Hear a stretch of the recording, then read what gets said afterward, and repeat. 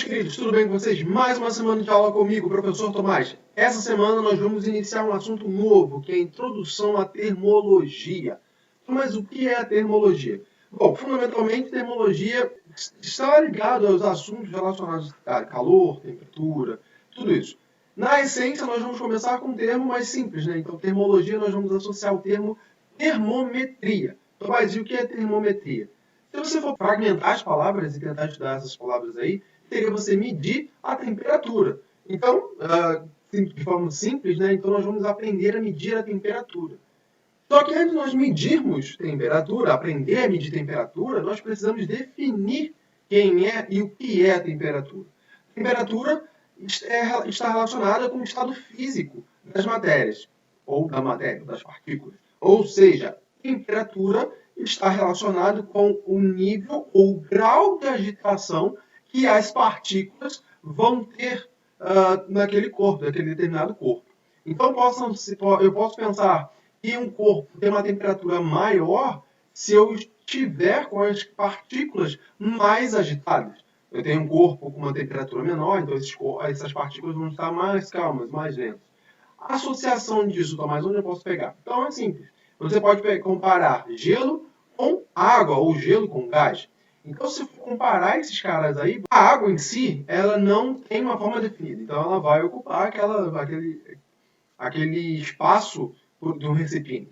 Então, se eu, por exemplo, pegar água a temperatura ambiente, ou seja, a 27, 30 graus mais ou menos, aquela água vai estar com um grau de agitação, ou seja, as partículas que compõem a água, elas vão estar separadas.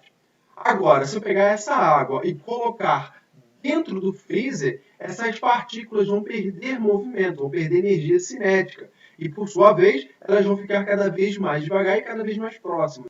Mas se congelar, não vai ter partícula movimentando, na verdade, vai sim. Para chegar elas pararem de vez, eu deveria chegar no zero absoluto, que eu já vou falar o que é. Agora, se eu pegar essa mesma água e colocar numa panela e ligar o fogo, e colocar essa água para aquecer, eu vou agitar cada vez mais essas partículas até o ponto de ela evaporar. Então, na essência, você vai pensar em temperatura, é pensar no grau de agitação que essas moléculas vão ter. E é interessante ressaltar isso porque isso está associado a um estudo chamado movimento browniano das partículas. O que é o movimento browniano das partículas, Tomás? Isso não é assunto para cá, mas vale a pena para a gente tentar lembrar disso no futuro, no momento que você for estudar. O movimento browniano está relacionado exatamente com o grau de agitação dessas moléculas e também a aleatoriedade que essas moléculas vão estar se movimentando. Então, uma partícula está indo para a esquerda, outra para a direita, para cima, para baixo, não importa. Então, quanto maior for o grau de agitação, maior vai ser a aleatoriedade dessas partículas. Beleza, entendida essa questão de temperatura, termometria, tudo isso, agora sim nós vamos partir para dentro da termometria. Termometria, como eu disse para você, é o ato de você medir temperatura. Então, como que nós vamos fazer isso? Aí na sua cabeça vai ficar claro que eu vou pegar um termômetro. Então, o termômetro ele é um instrumento físico, um instrumento que serve para medir o grau de agitação dessas moléculas. Então, não tem jeito. Se você quiser medir o grau de agitação dessas moléculas, você vai precisar de um termômetro. Simples assim. Tá, Tomás, mas como é que nós vamos medir? Como é que surgiu esse primeiro início? Como é que se deu o fato de eu conseguir quantificar a temperatura? Bom, existiram diversos cientistas que começaram a trabalhar, mas os mais conhecidos são 3, Celsius, Fahrenheit e Kelvin. Esses 3 aí, cada um deles estipulou um termômetro. Cada um deles construiu um termômetro diferente. E interessante que cada um desses termômetros representam exclusivamente a temperatura naquela escala termométrica. Então, aqui no Brasil é muito comum você pegar um termômetro e medir na escala Celsius. Por exemplo, você está andando na rua e vê aqueles termômetros na cidade, está 36 graus Celsius, 22 graus Celsius. Então, nós aqui na América do Sul, aqui no Brasil, nós medimos na escala Celsius. Agora, se tu der um pulo lá nos Estados Unidos, tu vai ver na escala Fahrenheit, assim como em alguns outros países na Europa. Então, vamos medir em Fahrenheit. Mas e Kelvin, onde vai ser utilizado? O Kelvin ele é mais utilizado na parte acadêmica. Então, nós, como já formados, tudo mais, estipulou-se o Kelvin como uma temperatura base, ou seja, como No sistema internacional de unidades, o Kelvin é a temperatura base. Quer dizer que não vai utilizar outras? Na verdade, vai. Em alguns casos utiliza Celsius, em outros casos utiliza Fahrenheit, em outros casos utiliza Kelvin. Na essência, o Fahrenheit quase nunca é usado. É porque sabe como é que eles são os norte-americanos, né? Eles gostam muito de fazer escalas totalmente diferentes.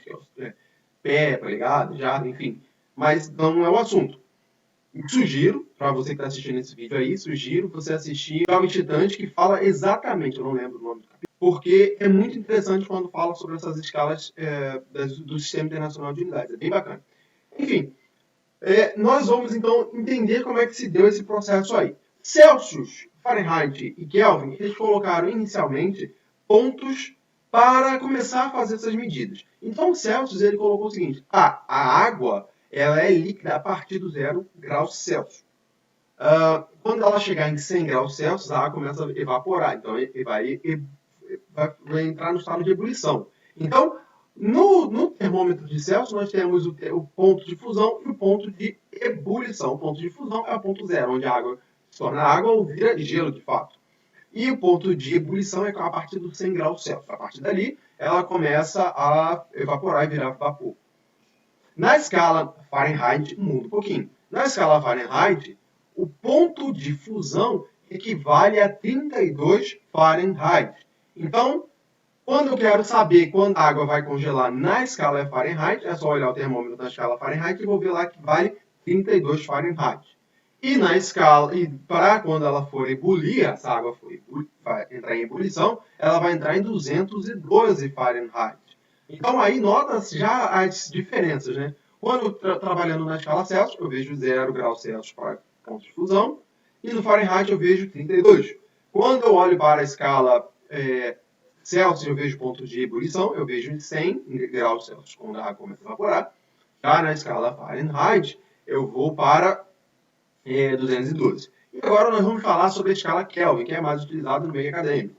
Tá, mas e qual é a diferença da escala Kelvin? Na escala Kelvin, a escala Kelvin em si, ela vai representar para a gente valores que não vão ter valores negativos. Ou seja, todos os valores são maiores do que zero. Então quer dizer que a água começa a evaporar, ebulir, então, enfim, ela não vai congelar. Na verdade, vai sim. E é por isso que chega o termo zero absoluto. O que é o zero absoluto? O zero absoluto é a temperatura mais baixa possível. Então, como não vai existir na escala Kelvin valores negativos de temperatura, é nesse ponto aí que tudo para. Lembra quando eu falei para você que quando a água congela, pode ser que essas partículas não estejam paradas de fato?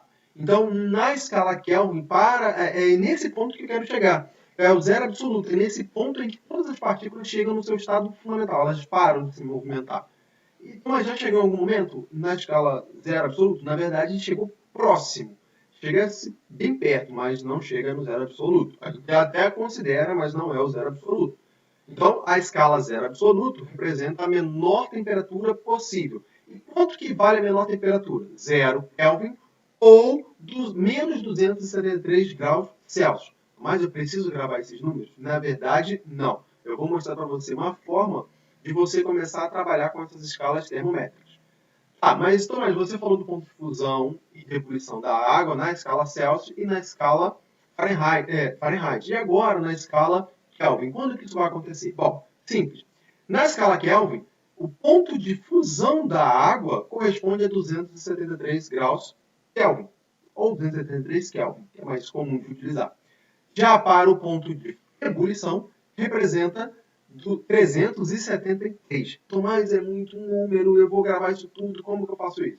E aí que nós vamos entrar nesse ponto que eu quero falar para você, que você vai ver na imagem. Você vai ver, então, uma escala, né? Você vai ver aí as 3 temperaturas, que ela possui os 3 termômetros graduados, tanto na escala Celsius, Fahrenheit ou em Kelvin. E aí, o que se faz? Como é que a gente consegue tirar essas medidas aí? Você faz, então, proporções. Você trabalha com proporcionalidade. Então, é nesse caso aí que a gente consegue trabalhar. Mas, então quer dizer que nos Estados Unidos a água mudam, não tem um ponto certo de congelar? Na verdade, tem. E aí, nesse ponto, eu quero chegar para você.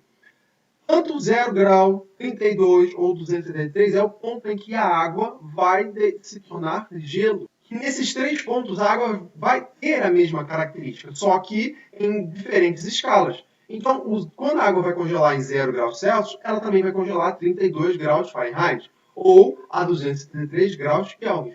São valores distintos porque são escalas diferentes. É igual como nós trabalhamos velocidade média, lembra? Que posso trabalhar em metros por segundo, quilômetro por hora, ou centímetro por segundo, enfim.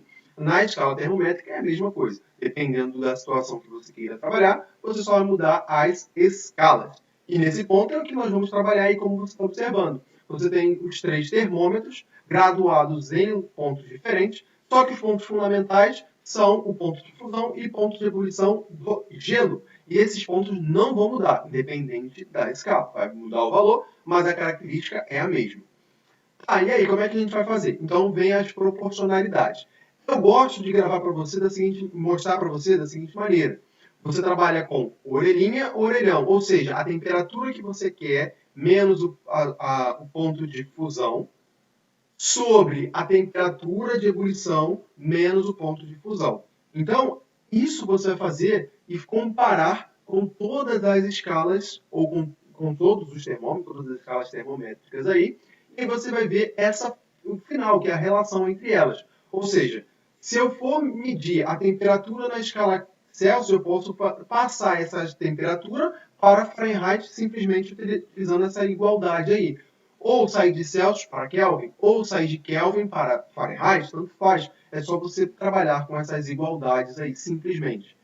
E aí, dessas brincadeiras aí, ou você trabalha com essas igualdades de forma geral, aí, global, ou simplesmente, se você quiser trabalhar só com Celsius e Kelvin, você só trabalha desse modo, ou seja, a temperatura na escala Kelvin e na escala Celsius se corresponde nessa seguinte equação que você observa. Então, não tem mistério nenhum.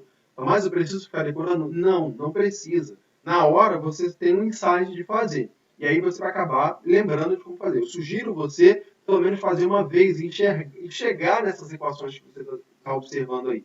Porque é isso aí que você vai trabalhar daqui para frente. Como converter as temperaturas, tanto na escala Celsius, Fahrenheit e Kelvin. E é isso que é o foco desse tópico. Bom, dessa equação aí, a gente também pode trabalhar com as variações de temperatura.